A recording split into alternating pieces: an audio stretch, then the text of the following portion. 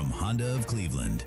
Nominate your favorite coach at mymix1041.com. Hey, Andy Morris here. Join me along with my co-host on The Drive, presented by Hardees, weekdays at 5 p.m. on ESPN Cleveland 101.3. Cleveland and Bradley County's local sports show, weekdays at 5 on ESPN Cleveland 101.3. From the Kia of Cleveland Studios, this is ESPN Cleveland 101.3, WCLE HD2 Cleveland, W267BI Cleveland, ESPN Cleveland 101.3.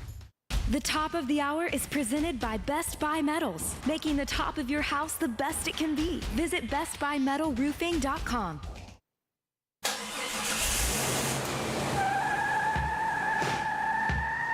It's time for The Drive on ESPN Cleveland 101.3, presented by Hardees. We will bring you nonstop sports news from the national and local scene and everything in between. So buckle up and join in on the conversation. It's The Drive.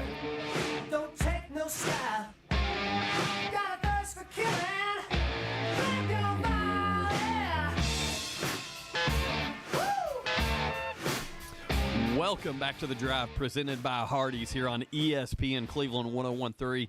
Excited to be with all of you on this little bit warmer Tuesday, January 27th, and back here in the ESPN studios at WCLE. I'm Andy Morris along with Jacob Mason and Jim Gum in the building. Guys, excited to be back with you today. How is everybody? Andy here on a Tuesday. We're not used to this, are we? I know. It's quite shocking. That's what happens when we get out of school, fellas. He even smells nice. Like, it's not even like, normally he comes in here all sweaty and gross, but, he's looking good today. Well, listen. Hair's done up. Brought a puppy into the studio. Yeah, I was That's going to right. say, That's got right. him a new dog. Shockingly names the dog Rockney after Newt Rockney, the great Notre Dame head football coach That's back right. in the day. But won a few titles back in his the day. winningest coach of all time as far as winning percentage. I bet you he didn't pick up his ball and go home. Hey, so Jacob's shots fired already, ready to talk. Gosh. So just because of that comment right there, we talked a little bit yesterday about Notre Dame getting a little favoritism, I guess you could call it, with that new clause from the college football playoff. If Notre Dame's ranked in the top 12, they're guaranteed a spot in the college football playoff. And we kind of went at it yesterday. And my response was, I think once everybody kind of settles down and really look at the details of this, I think my response was pretty accurate with, it doesn't really matter. It's not going to help them a whole lot unless for some reason the college football playoff wants to use Notre Dame to make a fan base or a school mad and say, guess what? We're going to rank Notre Dame at number 12 just so so-and-so doesn't get in. Like, outside of that, if the committee doesn't want Notre Dame in, they're going to rank them at 13 and the rule doesn't apply. Yeah, I mean, honest to goodness, like, I know we had fun with that yesterday, and it is funny to call it the Notre Dame clause because it only applies to Notre Dame. But we saw it this year when it wasn't in effect. They looked at Miami, saw the head-to-head, and they bumped you back. Which should count for something. The only time that I think a head-to-head doesn't count is when you have a scenario when, let's say, a really good team who might have one loss. Let's use the example. I know we got a lot of Tennessee fans. Let's say Tennessee's only loss is to a Georgia team. And that's the only loss that Tennessee had. It was to Georgia.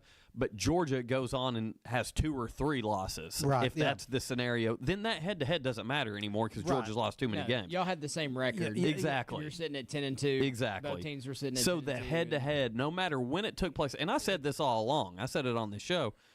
That does have to account for something.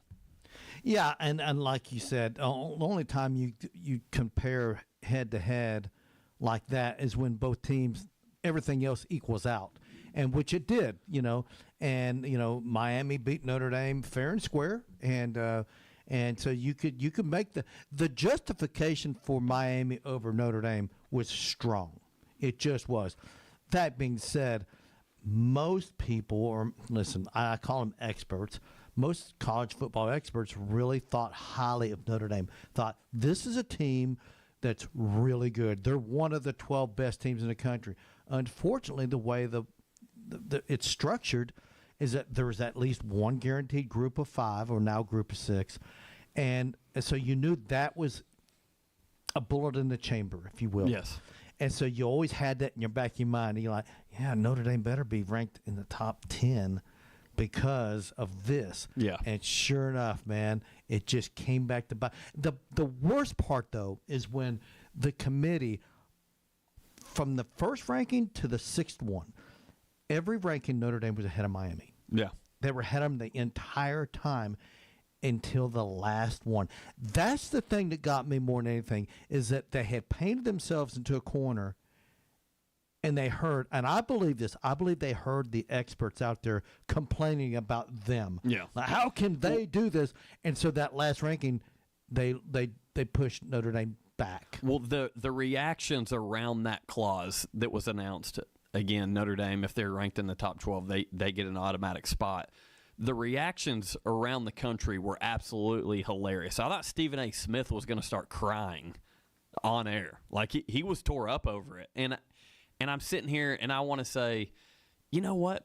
Like, think about what this does, what this really influences. And it's not a whole lot. The only thing that I feel like could be a questionable scenario is if the committee, like I said a minute ago, chooses to frustrate a fan base by specifically saying, hey, Notre Dame's going to be at 12 so we can keep someone out and make them mad about it. Outside of that, if Notre Dame is ranked at, let's say, 10 or 11, then you get that scenario where the G5 or G6, whatever. It'll be G6 this year because Pac-12 That's is not right. part of it. So the G6 might get bumped out if there's a scenario to get another team in. I don't know. My biggest problem last year, and we said this on the air, I thought of all the teams that were selected by the selection committee. Obviously, these are just opinions, okay? Their opinions count, though. Our opinions don't. Here on the show, when we came in on that Monday after the selection show on that Sunday night or Sunday afternoon, I said, I thought the weakest team that they selected was Oklahoma. And I said that. Even though Oklahoma had gone to Alabama and beaten Alabama, I said, Oklahoma's offense is so below average. And sure enough, it showed. So that was the one problem I had was Oklahoma. All this team, now obviously the automatic, like Indiana was automatic, Georgia was automatic, the conference champions were automatic. It's the ones that were selected. I thought Oklahoma was the weakest one, and I think that played out. Yeah, they were just too one-dimensional. Great defense, horrible offense. Elite defense. I mean, I can't state that enough. An elite defense, but elite defense can only do so much when your offense isn't moving the football. And Mateer showed some potential of being an elite guy, but he's very kind of like he was which guy showing up. He was never the same after that hand injury. Nope. Was never the same. Not even close. He was a Heisman favorite early on in the season, was lighting everything up. And then really he comes back in that Texas game, has a bloody hand, playing through it, and still just was not the same. And you just kind of saw the writing on the wall that they had the wins to get there, but really they weren't one of the best 12 teams. And as a quick refresher for our listeners, Jim, Jacob, if you guys could kind of explain moving forward what the college football playoff is going to look like. Again, this year Duke didn't get in. They were the ACC champ. A year from now, that would look very different. Yeah, so basically they're staying with 12. If Notre Dame if this year was this year, Notre Dame would have been in, Miami would have been out, Duke would have been in over JMU. Right. So conference champions get to go. I don't regardless of if the ranking. Yeah. Regardless of the ranking. which I don't love. I'll be honest. I don't either. And because there's flaws in certain conferences like the ACC. And that's going to be put on them now.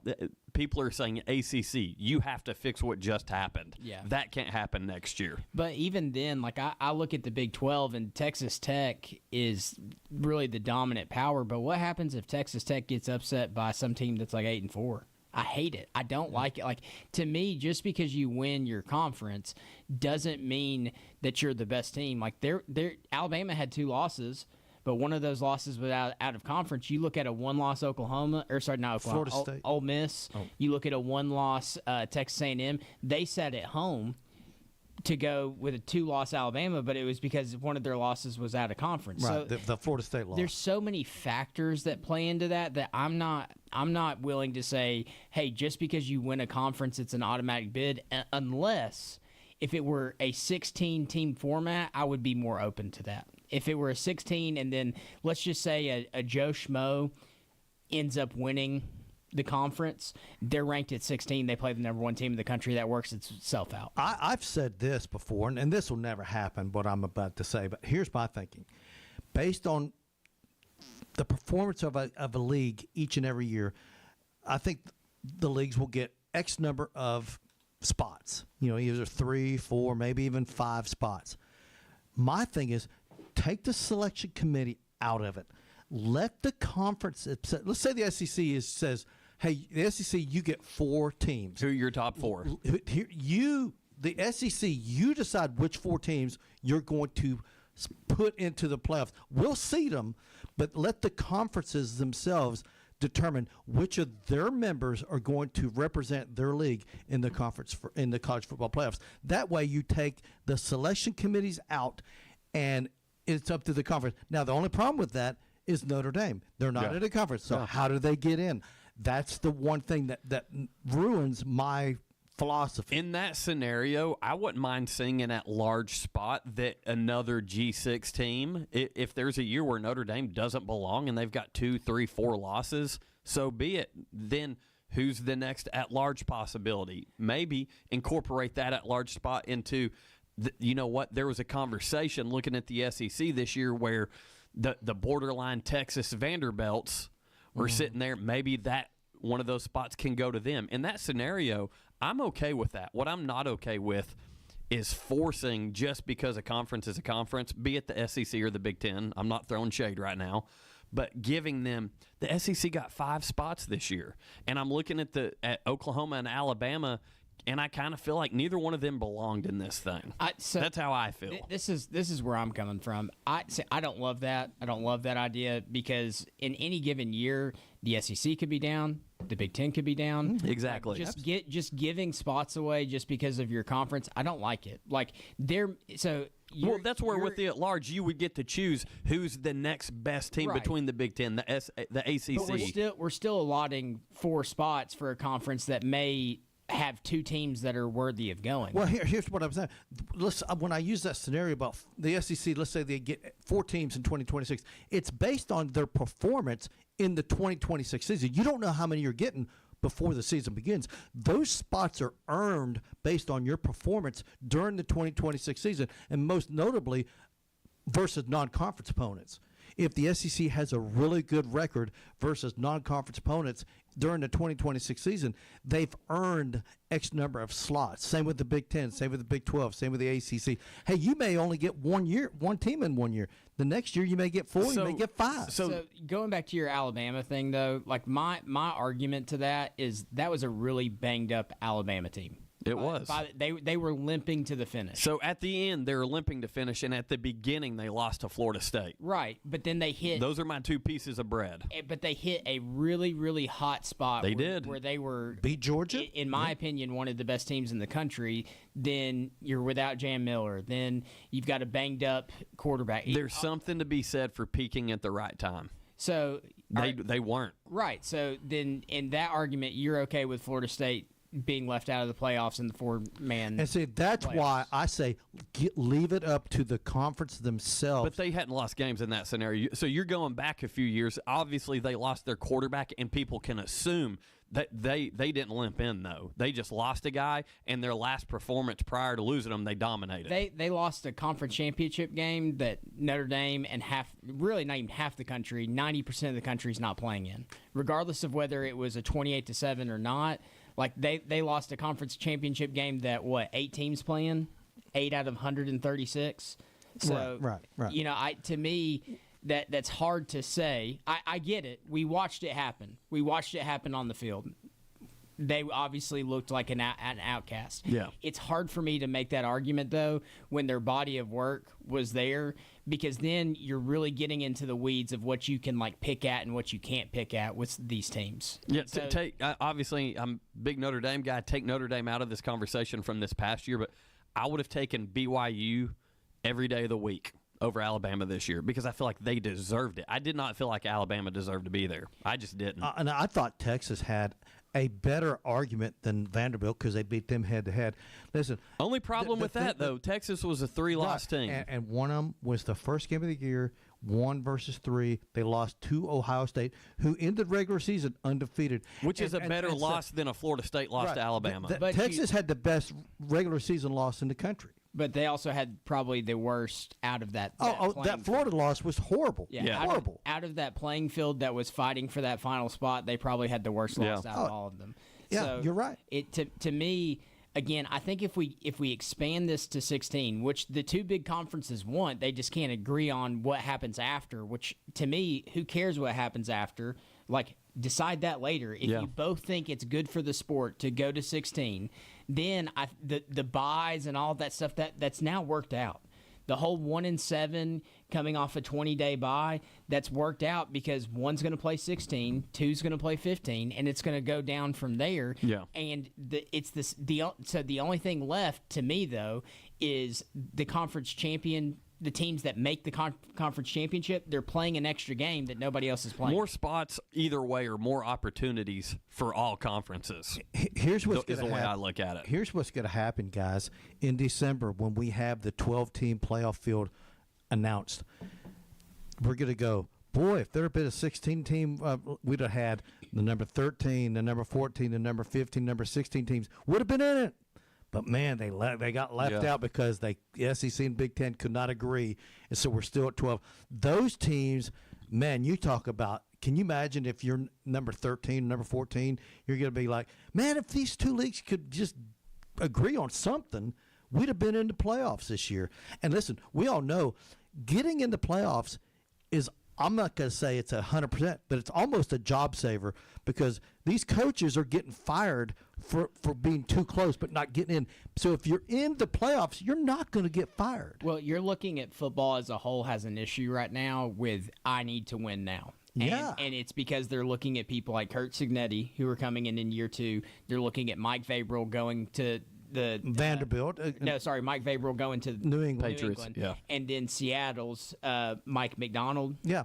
And then what Clark Lee's done at Vanderbilt, it's the same thing. All these coaches are going to these jobs and turning them around instantly. Yeah. So the pressure's on all these other teams. Hey, they turn it around instantly. How come you can't? Well, we said this on yesterday's show. NFL's got a worse scenario when it comes to just knee-jerk reacting to not having success. Again, you just mentioned them. Vrabel did a decent job up in Nashville with the Titans. Took him to an AFC championship. Exactly. And then had a number one couple seed one year. Just 2021, they were the number 1 seed in the ACC. And they feel like AFC. His last year there, they couldn't get over the hump, so they fire him. And now he's going to coach in a Super Bowl. So the NFL is way worse than college, in my opinion. But I do think Kurt Signetti and Indiana have kind of set a standard that, hey, this is more in college, more of a year-to-year type deal. I think Florida State still has a head coach right now and didn't fire Norvell because they think, hey, next year we can be in this mix because it's a one-year type deal. With that, I want to ask you guys this. All right. Looking at the final top 25 rankings here, and they don't necessarily have to be out of the top 25. They could be a team like a USC that finished around 20. But who do you think from now to next year could be an immediate player in the college football playoff that was not in that conversation this year? So that wasn't in the top 12? Texas. Texas has reloaded. They were already stacked. They did a pretty good job of keeping talent at home. Guys that didn't play left, but for the most part, all of their talent is staying there. Then you add a Cam Coleman. Then you add that running back out of North Carolina that you outbidded Alabama for. To me, senior year of Arch Manning, they should be one of those teams that not only are in the playoff, but probably up there. So you're going with Texas out of the SEC with a shot to compete for an SEC championship. Jim, who do you have? Your favorite team, your next to favorite team, USC. The one I just threw out there. I do. I think Lincoln Riley. They had the number 1 recruiting class this year. They got some key guys out of the portal, not a ton of them, but some key guys. And I just think that this team's being built to compete for national championships. I believe in that program. I believe that Lincoln Riley knows what he's doing there. So that would be my pick. Yeah, I mean, and these are what I call blue bloods. It's not like an Indiana. If I was going to say some team out of the blue, I'd say like Wisconsin, something like that. I don't see that happening. Luke Fickell struggling up there right now with the Badgers. Hey, they got Notre Dame off their schedule, so they're one step closer. Yeah, that's true. Yes, that's true. But don't get me started on that. Yeah, that's another conversation for another day. Hate that. So I do want to go ahead and throw mine out there, and I know I'm going to get a bunch of people excited when I say this. I think the Tennessee Volunteers, you look at what they've done defensively. Jim Knowles coming in from Penn State, brought half that Penn State defense. We've talked about it a lot on this show. This is going to be a revamped defense for Tennessee, and I think that's going to get them to the next step. I know no Joey Aguilar. I understand you're going to have a different guy taking snaps at quarterback. Do we know for sure that Aguilar's not going to be there? And he get to go before Judge? Yeah, that's the word on the street right now. Yeah. But I think this is a Tennessee team that has the pieces offensively. You figure that quarterback position out. If he comes back, great. That gives me more confidence in saying this. But I think McIntyre's the quarterback. Yeah, I do too. But I think the Tennessee Volunteers, easily led by that defense next year, that's going to be head and shoulders better than what it was this year, can be a playoff team. I think they can. Their schedule is rough, bro. They get a lot of them at home. No Florida though, right? Is that one's off? No Florida, but you've got at Georgia Tech, you've got versus Texas, versus Auburn, at Arkansas, versus Alabama. Auburn and Arkansas don't scare me. Continue. But I'm going through their schedule. Versus Alabama, at South Carolina, versus Kentucky, at Texas A&M, versus LSU, at Vandy. So Texas A&M and LSU back to back. You got Texas A, LSU, and then Vanderbilt back to back. Where's the LSU game? LSU is at home. So a lot of, honestly, Lane Kiffin that's comes awesome. back to Knoxville. Season tickets in Knoxville will never be in a higher premium. I agree with that. They will be this year. The amount of key mark games you're going to get to see in Knoxville this year, I'm so excited. Oh man, that's a good schedule, man. Listen, you got me fired up for some volunteer football now. Same Just kind here, of hearing man. that. What a schedule! Tennessee hosting LSU. Sign me up, man. Hey, when we come back from our first break, we're going to have Wes Anderson, head baseball coach at Walker Valley High School, on to discuss their leadoff dinner. They're going to have special guest Dwight Doc Gooden as their speaker there for that. So Coach Anderson from Walker Valley is going to join us. We're going to talk to him for a few minutes. And then also Boo Carter. Some video has surfaced to him practicing up at Colorado. We're going to talk about that since we're talking Tennessee football. Boo Carter's up in Colorado now, for those of you that have been under a rock. All that when we come back here on ESPN Cleveland 101.3. The Drive will be back after a quick timeout. Stay tuned for more nonstop sports talk on The Drive, presented by Hardees. Hardee's Original Bag is back, but only for a limited time. Pick 2 full-sized favorites for just $6.99. Bag yours before they're gone. Choose from the charbroiled double cheeseburger, hot ham and cheese, spicy chicken sandwich, and our saucy ham-breaded chicken tender wraps. You've got it in the bag. The Original Bag. Any 2 plus fries and a drink, just $6.99. Only at Hardee's. Get the best deals on the Hardee's app. Exclusive app offers for registered My Rewards members only. Tax not included. Available for a limited time at participating restaurants. Price and participation may vary. Did you twist an ankle? Hurt your shoulder? Or maybe that weekend project left you with more than sore muscles? Center for Sports Medicine and Orthopedics is here to help. Our urgent ortho walk-in clinic in Cleveland is open Monday through Saturday, treating sprains, strains, fractures, and more. No appointment needed. There's no need to drive to Chattanooga for expert orthopedic care. Call, schedule online, or walk in today and get back to moving pain-free. Center for Sports Medicine and Orthopedics. The Center for expert care right when you need it. When the road gets tough, make sure your ride is ready. At Cleveland Tire Center on North Lee Highway, they keep you rolling with the best brands, expert installation, and prices that fit every budget. Whether you need new tires, a quick rotation, or a full alignment, their certified team delivers fast, friendly service you can trust. Stop in today and feel the difference that quality makes. Cleveland Tire Center, locally owned, dependable, and always ready to get you back on the road. Cleveland Tire Center, 4695 North Lee Highway, Cleveland, where the name says it all. Have you seen what happens when a weed eater gets too close to vinyl siding? Ouch! Choose steel siding from Best Buy Metals, available in board and batten and lap siding options. Permanent siding from Best Buy Metals is custom manufactured to the half-inch for a perfect fit. Stop by a showroom or go to bestbuymetalroof.com to learn how you can protect your structure. No more varicose or spider veins. No more tired, achy, restless legs. No more restless nights. Start your journey to a better you with help from Milligan Vane. Their board-certified physicians have treated thousands of patients using the latest technologies to restore healthy, great-looking legs. There's little or no downtime, and your procedure is covered by most insurance. Milligan Vane, improving the quality of your life. Visit milliganvane.com or call Dr. John Milligan today at 423-961-5682. Some billboard lawyers will tell you that size matters when they don't even have a lawyer in Chattanooga. Some billboard lawyers may have a couple lawyers and an answering machine.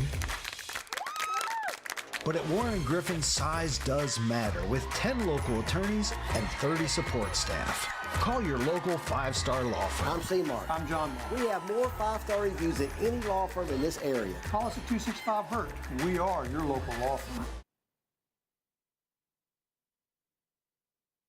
The Drive will be back after a... Welcome back to The Drive, presented by Hardees. Join the conversation. Text 423-749-1013. You can also listen anywhere on our website, ESPNCleveland1013.com.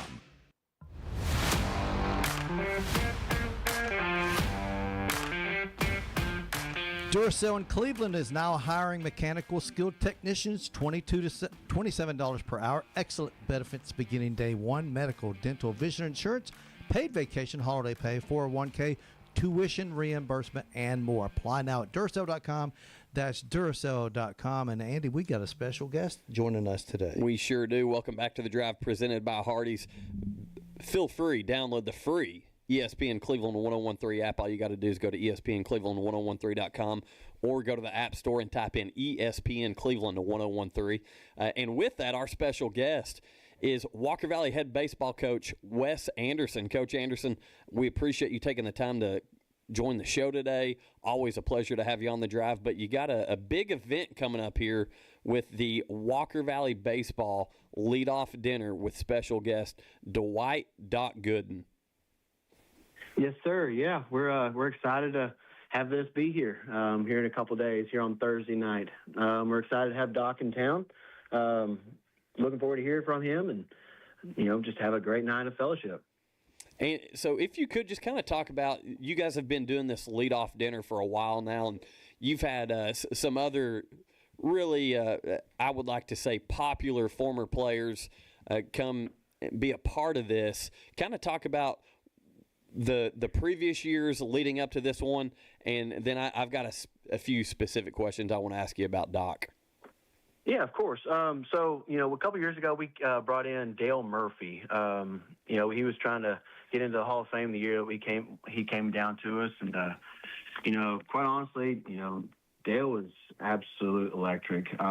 He was perfect for our event. He was an incredible dude, very down to earth. You'd never believe that, he was multi-time all-star, big, famous, big leaguer kind of guy. He was just this, down-the-home guy that, was easy to talk with me, my wife, and our coaching staff. Like, we were buddies for years and years and years. And, to me, like, it's pretty cool to, have that guy and have these autographs and such like that, a lot of our guests are seeking and such. But, just to get to talk to these guys and see that, they're normal people like you and I, and that, they just have different experiences and experiences I would love to have had myself, but, their experience is just a little different, right?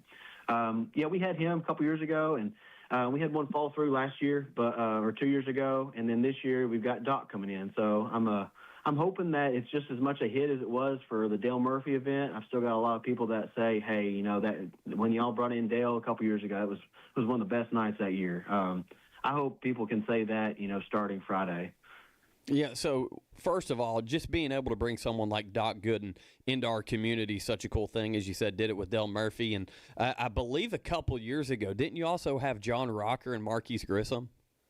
Okay, so that was actually Coach Shamblin. Okay, so that was before your tenure. I got the job.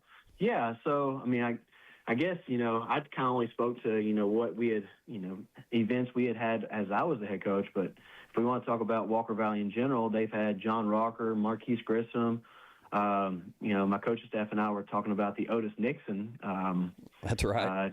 Debacle, I guess, would be the best way to put that one. Great night when he came and talked to them. I wasn't here at the time, but when they came and talked to Walker Valley baseball program and a couple people from the community, but then he turned up missing that next night or whatever. So maybe that one's not one that needs to be on the docket for conversation. But yeah, I mean, can you imagine having a conversation with John Rocker right now? Man, that guy's a character. He is. Coach, how did you? The best way to put it. How did you end up with Doc Gooden? Obviously, I'm a lot older than all you guys. When this guy came up, he was unbelievable. I thought he was the greatest pitcher I had ever seen in my life. And listen, he had some injuries down the road. We'll never know if he could have stayed healthy his entire career, what numbers he could have put up. But when he was healthy, when he was on his game, there was not a more dominant right-handed pitcher in Major League Baseball. Yeah, for sure. That was one thing, I joked around. I talked to my dad. I was like, I asked all my guys, all my players, I was like, hey, how many of y'all know Doc Gooden? And I might have had one raise their hand. And, and it's the one kid that knows absolutely everybody as far as baseball stuff it goes. And, I didn't get to see him too much when I played, but when I mentioned it to my father, like he glowed, like just started glowing. He was talking exactly like you said. Like he was just electric and unstoppable, and just absolute incredible arm, and just how incredible would it have been to know what he would have been if he didn't have injuries and other things that derail a career kind of deal like it had for him. But even for that time period, those 5-6 years or whatever it happened to be for him with the Mets, and a couple more with the Yankees, that he was just that dominant arm that you talk about, like just how incredible it is to have somebody like that coming to little old Cleveland, Tennessee to talk to us, right? Exactly. Coach, can I guess the player that knew who it was? And Owen Snead. He started at shortstop for us last year. That was my guess. Yeah, he's definitely the one. Every year we do a Murfreesboro challenge every year, and it's just stuff to get them competing against each other. We do all kinds of things, tug of war, basketball, things they're not necessarily good at, but we want them competing. We always do like a baseball IQ test is what I call it, and I do all kinds of different history questions and such. And Owen's in year 3 with us in the program, and I've yet to stump him. So I love it. I need help next year. So if you got any questions that might stump him as far as the baseball side of things, his history, and any of that, just send them my way because I need to stump him somehow. Yeah, once again, we're joined by Walker Valley head baseball coach Wes Anderson, who's on to promote this Thursday, as a matter of fact, their leadoff dinner with special guest Doc Gooden, Dwight Gooden, former Major League pitcher, 4-time All-Star, 2-time World Series champion, 1985 Cy Young winner, Triple Crown winner also in 85, and was the 1984 NL Rookie of the Year. This is a guy who, outside of his accomplishments on the diamond, really has a pretty cool story. He's battled addiction, has been able to overcome that, and that's one thing I'm really excited Thursday night to be a part of this and be able to kind of talk to Doc and give him the platform to let everybody know that's coming, his story, and just being consistent and fighting those troubles, fighting the addiction, and coming out on top just as he did when he was on the mound. Yes, sir. I'm excited to hear from him, too. I'm excited to have you emceeing for us. And, it's Dale came in, and he had this speech kind of prepared, and it's going to be a little different this time.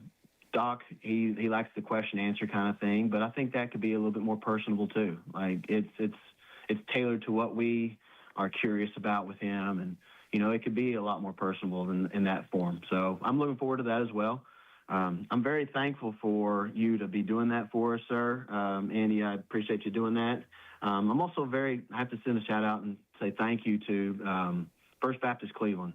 That's where we did our event a couple years ago, and this year we're doing it there as well. They are, as always, such gracious hosts. They make our event look professional. If any way I could be a part of something like that, it's amazing that they can do that for me. But they do an absolute great job as far as getting things set up, and it's never a never a nuisance. It's always, hey, what else can we do for you? What else can we do for you? And they're just absolutely phenomenal for us. So I'm looking forward to the whole spectacle, right? So. Yeah, Coach, if you could let our listeners know how they can still get tickets. Yeah, so we still have tickets on sale through our social media websites. All of our social media websites are at Walker Valley BSB. All of our sites are the exact same. So Instagram, Facebook, Twitter, X, whatever you call it now. All three of them have the post pinned and the website pinned so that you can easily purchase tickets there. Yeah, so this Thursday, 6 o'clock, First Baptist Church, the Walker Valley Baseball leadoff dinner with Doc Gooden. Excited to be there on Thursday night, Coach, and I'm sure it's going to be a night that your players remember getting to meet a guy like this.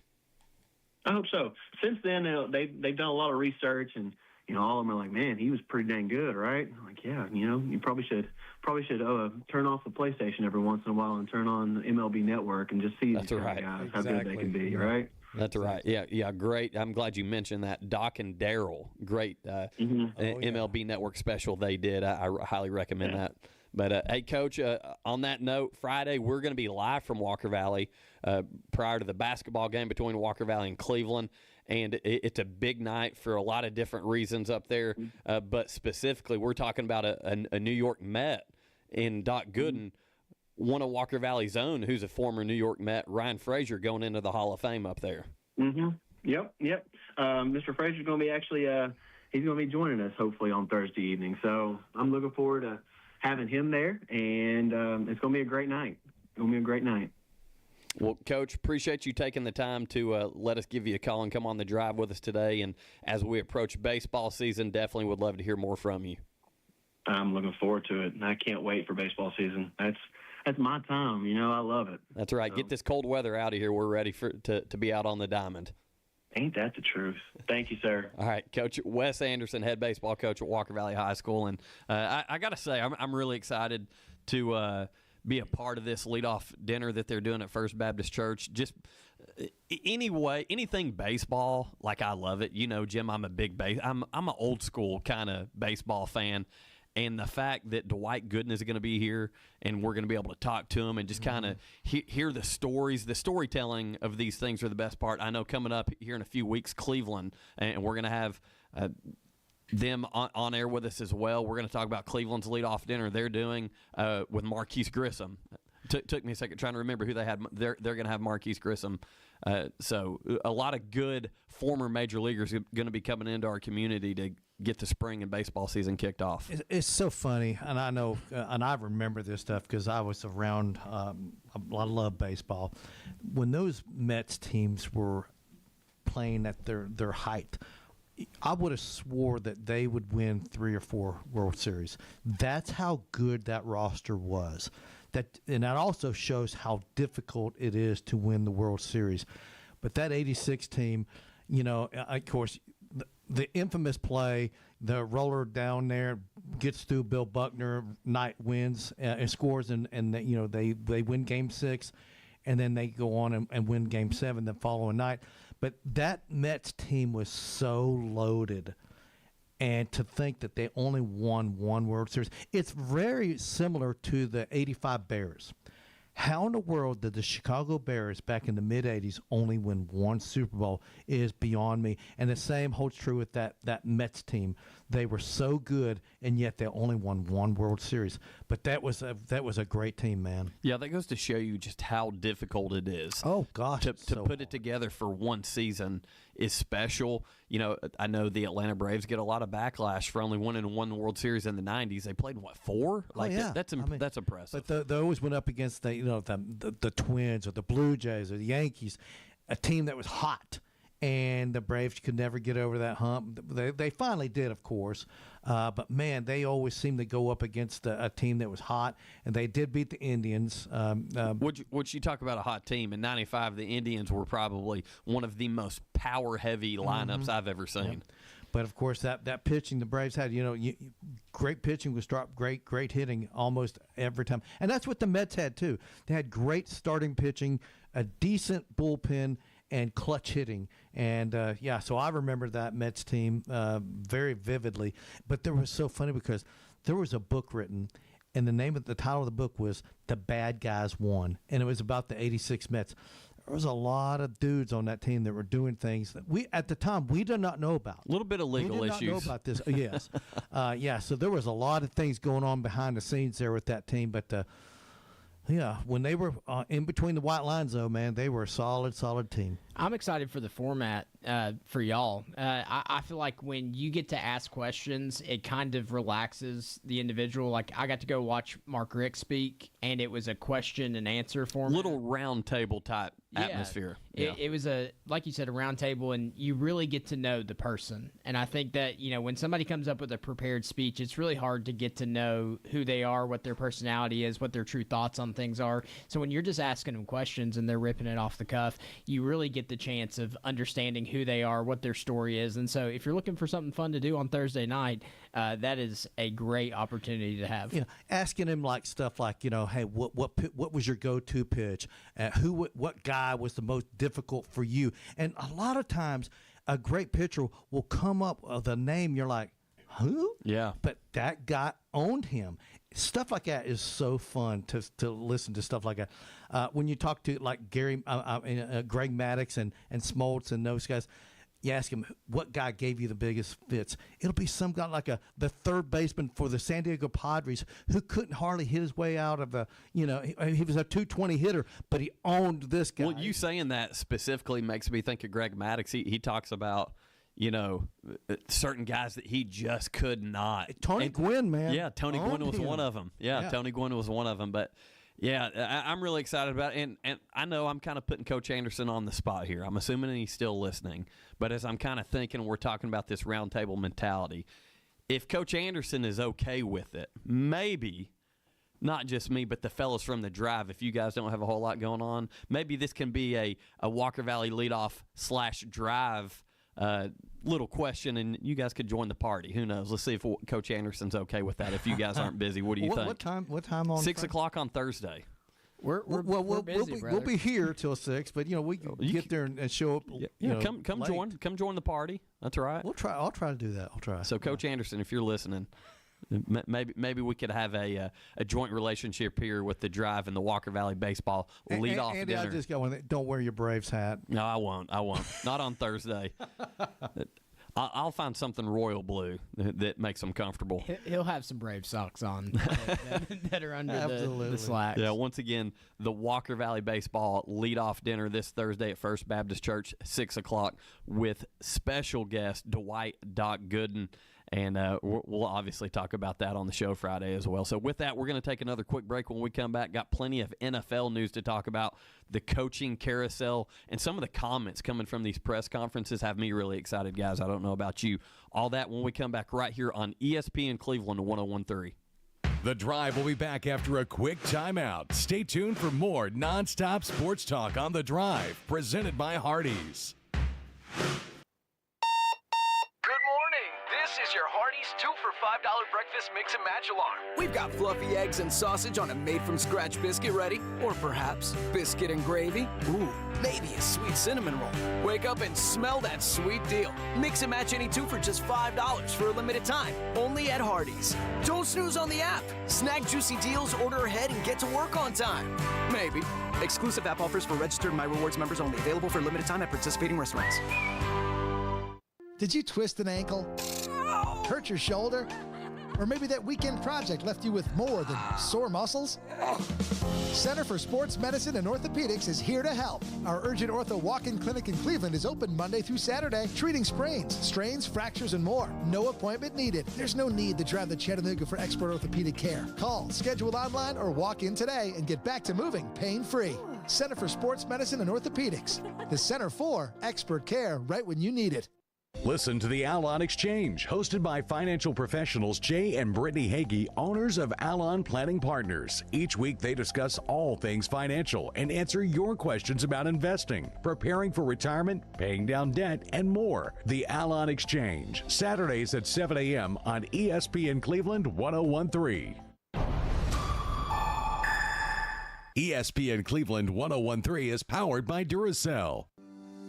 Not all composite decking is the same. Enjoy life's beautiful moments on an equally beautiful composite deck. Envision's products feature deep, non-repeating grains and distinct colors throughout each pour, offering a truly unique appearance unlike anything else on the market. Learn more and find inspiration for your project at Cleveland Plywood.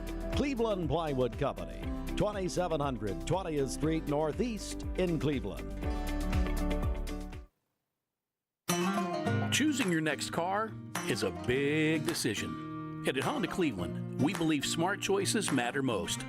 That's why if you need service or parts or tires, Honda Cleveland is the place to go. You can get the work completed now and pay over time with up to 3 months interest-free, with no hard credit check, and a 90% approval rate. Let me tell you, that's a great workaround when cash is a little short. Honda of Cleveland is our go-to for vehicles, whether it be used or new. And when it comes time for your next vehicle, take a really smart step with a Honda True Certified Pre-Owned Honda. Honda Cleveland's True Certified Hondas come with an outstanding warranty, a 3-day exchange policy, 24/7 roadside assistance, 2 complimentary oil changes, and more.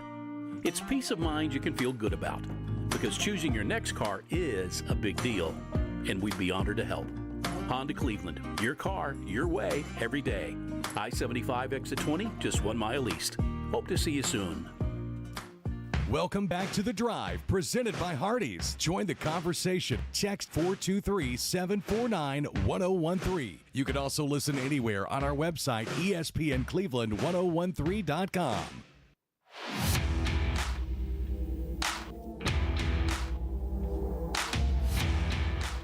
Somebody needs to come get Jacob. This joker's out of control. I'll tell you what he needs. He needs some Mayfield Dairy Chocolate Milk. It's a great recovery drink for athletes or anyone who exercises. Rich in calcium and vitamin D, get Mayfield's famous chocolate milk at multiple locations near you. Find out more at mayfielddairy.com. Jacob needs some chocolate milk right now. All right. Jacob's over here stripping off. Sun's out, guns out, baby. His shirt. Okay. he does got some big guns now. I'll have to give him that there. Hey, listen, we got a really cool ticket giveaway. Cleveland Insurance at their Valentine's Day giveaway. This includes a night stay at Embassy Suites. This is on February 14th. Hello, that's Valentine's Day. Dinner at Ruth's Chris on the 14th. Massage from Bliss. Hello. Gift card from the Town Squire. All you got to do is enter. Text 423-749-1013 and make sure you include the Cleveland Insurance Valentine's Day giveaway. So do that, and hey, you might win. Well, hello to you too, Jim Gunn. You would be a very, very popular person if you win this and say, honey, look what I did. That is a great prize. It is a great prize. And as we said yesterday on the show, if you were listening, we like to give stuff away here on The Drive. And with that, our text line, 423-749-1013. Again, that's 423-749-1013. Anytime we're talking about something you're interested in or something you want to talk about, join us via the text line, and we might have an ESPN Cleveland T-shirt for you. We're going to try to do that every week. Yeah, absolutely. People that communicate with us via the text line, 423-749-1013. We'll hook you up with a cool ESPN Cleveland T-shirt. With that, before we go full in on NFL, I do want to talk a little bit about Boo Carter. There was a viral video. I know you Tennessee fans are kind of getting a little frustrated hearing about Boo. But again, this guy's made his move, made his decision, and it's kind of went viral on X and the other social medias. There's a video from Colorado practice of Coach Sanders had his team out running sprints, and several of his teammates, 3 or 4 of them, were saying, come on, Boo, being very encouraging.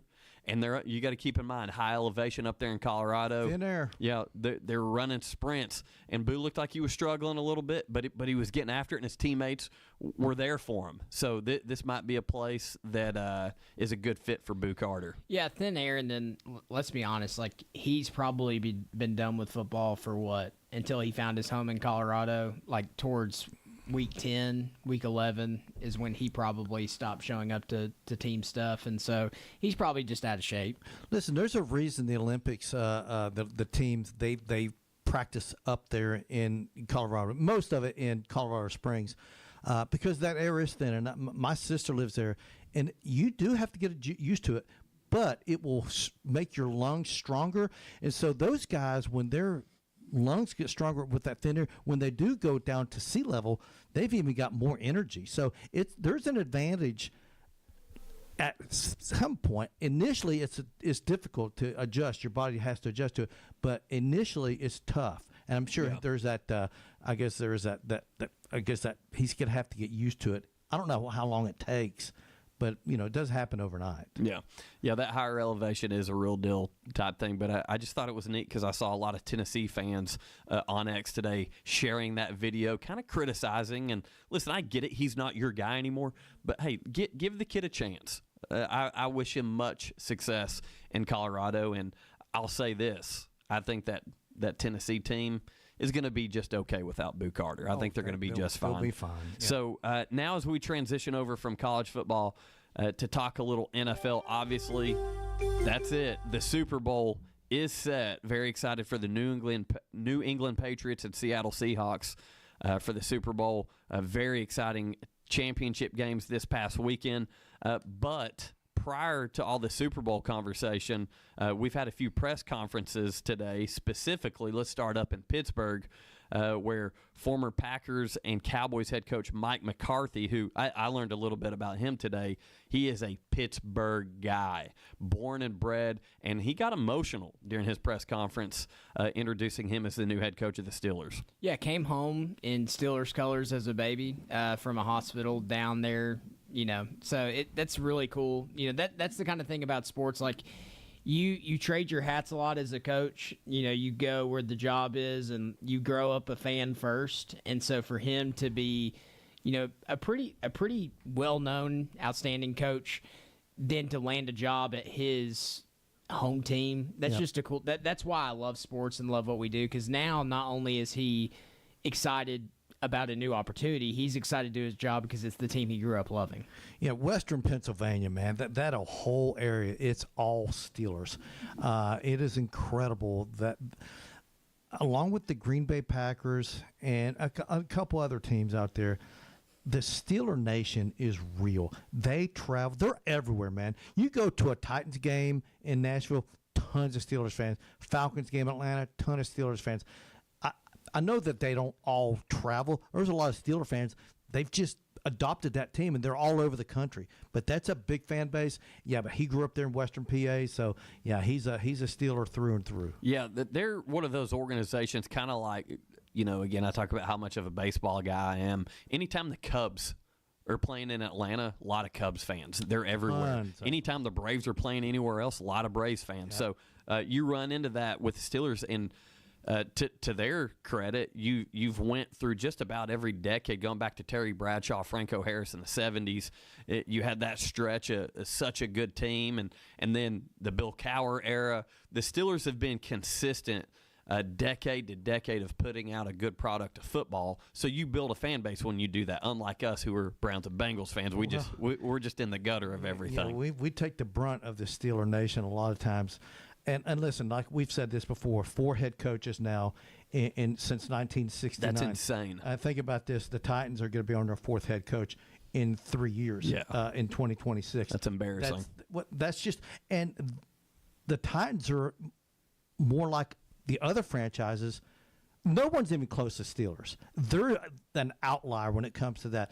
I mean, for crying out loud, you think about how long – there's got to be a lot of pressure on Mike McCarthy. Now, here's the thing about Mike McCarthy. He's an older guy, so his tenure is not going to be that long. He's 61, I think. You throw that out there, four head coaches since 1969. How long is the Mike McCarthy tenure? Yeah, I would say 5, maybe 6 years. Because, I mean, unless he coaches into his 70s, I just don't see that. I think this is a shorter tenured head coach for the Steelers because of his age. But He's a good coach. He is. And, Jacob, how much of this hire do you think was, let's try to lure Aaron Rodgers back for one more year? Well, I think that was a pro. I don't think that was why they hired him. I do think you're onto something where it's going to be a shorter tenure, but if I have a feeling they're going to find somebody at the OC or DC position. To groom that they want I could see that. the next guy. That, or they'll go out and hire a young Mike Tomlin, like they did back in, what was that, 2009, I think, right? Whatever, 19 years ago, whatever that is. You know, so like they, either way, I think this is one of those like, hey, we're going to get through the next 5 years, kind of get back into our winning traditions, and then I think they'll probably hire within. So kind of similar to what Michigan's doing with Willingham right now. One of those scenarios. Well, here's my thing too.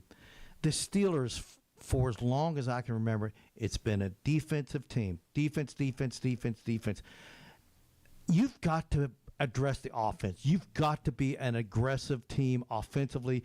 You can't be this 3 yards in a cloud of dust type offense. You've got to go out there and have someone that's willing to chuck the ball around a lot, if you will. So I think McCarthy has shown that when he was at Green Bay, when he was at Dallas, they ran exciting versions of offense, and I think that's enticing. If you're a Steelers fan, you want to see the ball being put. You want to see them, 5 wide and let it fly type deal. So I'm excited to see how the Steelers transition. Yeah, for sure. There's been a lot of breaking news today in the NFL. Joe Brady signs a 5-year contract with the Bills, kind of hiring within. Josh Allen was involved in that search, and so Joe Brady had a second interview with the Raiders, gets off of a plane, and then the next day has a job with the team that he's at. We've been saying since 2019, is Joe Brady a head coach? Is Joe Brady a head coach? Well, he's about to get his opportunity there with the Bills. I'm sure Josh Allen's happy. I think they've got to focus on the defense. Going over to the Tennessee Titans, they haven't hired yet, but it's presumed that Brian DeBall is going to be a part of that coaching staff, assuming that he's not going to be the next head coach of the Raiders. Yeah, Robert Saleh's going to hire him. Yeah. And then the Broncos have fired their OC, Joe Lombardi. I did not hear about that. Yes, that happened while we were on air. That broke 45 minutes ago. And again, a playoff team. Yeah. And really, I think that's more of a ploy to keep Davis Webb on their coaching staff, who is a hot name in the coaching circuit with only 3 teams left: the Browns, the Cardinals, and the Raiders. Webb promote him. They're going to promote him, and Browns are trying to interview people, and when they see him coming, they're running the other way. Listen, Cleveland's having a hard time. And speaking of Cleveland, their former coach Kevin Stefanski, who's now the head coach of the Atlanta Falcons, had a very interesting press conference today as well. Obviously, last week Baker Mayfield, his former quarterback there in Cleveland, kind of took aim at him with some rhetoric that included that he was shipped from Cleveland like a piece of garbage in a post that Baker Mayfield posted. And Baker Mayfield also went on to say, "I look forward to seeing you twice a year." That was, again, directed at now Falcons head coach Kevin Stefanski. And he was asked about that during his press conference today, and Stefanski's response was, quote, "Baker's somebody that I have a ton of respect for as a player and a person." He went on to say, "I love rivalries in sports, and obviously Buccaneers-Falcons have a great rivalry. It's something that I'm excited about, but I would not get into specifics of those type of things other than to say I have a ton of respect for Baker as a player and a person. That's a great team with a great player." So he did a good job kind of dodging that question. Yeah, he did. But that once those two teams, the week leading up to the first time they play, it'll be brought back up. This is not going to not be brought up again. All right, I'm going to ask you guys a question. We got 3 teams that still have a vacancy: the Browns, the Raiders, and the Cardinals. Which is the best job? This is me taking literally. I'll take my Raiders hat off for a second. This is me taking my Raiders. And Jacob's literally got on a Las Vegas Raiders hat today. Yeah, that's his team. That's me taking my Raiders hat off. I think it's the Raiders. You've got the number 1 overall pick. You've got $100 million in cap space. You've got Genty, Bowers, Max Crosby. Like you have the bones and you have the ability to go out and make moves now. Now the problem is you play in one of the toughest divisions. You do. Probably the second toughest division. Probably the NFC West is the best. The AFC West probably the second best. Yeah, and so against some of the top coaches, you're going up against Sean Payton. Sean Payton had some words today that if Davis Webb was to take that job, it would be a pain in the, I'll say, rear. Y'all just assume what he said. Yeah. Me, it's the Raiders. Really, the Cardinals, they have Trey McBride, and what else? They're trying to search and see if their quarterback is Kyler Murray is the guy or not. No, he's not the guy. And then you look at the Browns, and the Browns have just been what they've been for a while. Hey, they got a Pro Bowl quarterback, man. Yeah, that's unbelievable. Yeah, Shador Sanders is a fill-in for Drake May, who's playing in a Super Bowl. Yeah, so that was kind of comical. Trevor Lawrence still sitting at home. Yeah, Trevor Lawrence is not available. That's and maybe he said no. Yeah. We don't know the. Can I point something out, though? Jacob gets fired up when we talk NFL, especially when we're talking about his Raiders, because not only has he shed his shirt in the past 15 minutes, but the hat just came off. I'm seeing a whole lot of skin over here today from Jacob Mason. Yeah, hey, you said things were getting wild, so I decided to turn it up a notch. But and then Jim had the promo, the Valentine's promo, and he said, "Oh, baby." Yeah. Hey, man, it's true. It's a great gift. Yeah, we have a good time here on the drive. It's easy to say that the Raiders' job is the best job when there's 3 left. We're talking about vacancies where we had the Bills, the Titans, the Steelers, the Falcons. There were lots of great jobs open. We're now down to 3. And so those 3 are fighting over what seems to be Webb maybe staying. Really looks like the Raiders are going after Seattle's OC, and I always can't say his name. Kubiak. Kubiak. Yeah, Kubiak. Yeah, that's how I say it. Yeah, I believe it's Kubiak. But so I just to kind of oppose you, I feel like that the Raiders' job probably is one of the best available, but one that I feel to kind of go opposite here, one that I would almost avoid is that Cleveland job. It's hard for whatever the reason to get a quarterback to be successful in Cleveland, and if you don't have a quarterback that can be successful, it's going to be hard to be successful as an organization. So that Cleveland job really, I think, is scaring a lot of people away. I've got to agree with you. Probably the Raiders is the best job. Here's the thing: Cleveland's building a brand new stadium. It's an indoor stadium. Now you don't have the winds coming off of Lake Erie that's going to affect your passing game. Once they get that thing opened up, I think it'll be a lot more attractive job, and I think it's 2 more years before it opens up.